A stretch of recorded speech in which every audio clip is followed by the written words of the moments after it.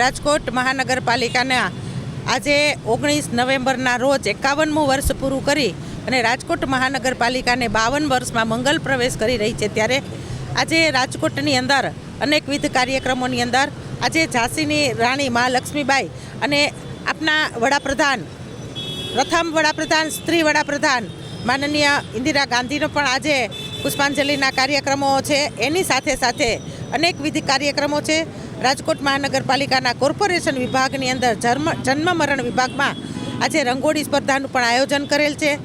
આજે બોલિવૂડ નાઇટની અંદર સચેત પરંપરાના ભજન અને ગીતો પણ આજે સાંભળવાના લાવો મળેલ છે.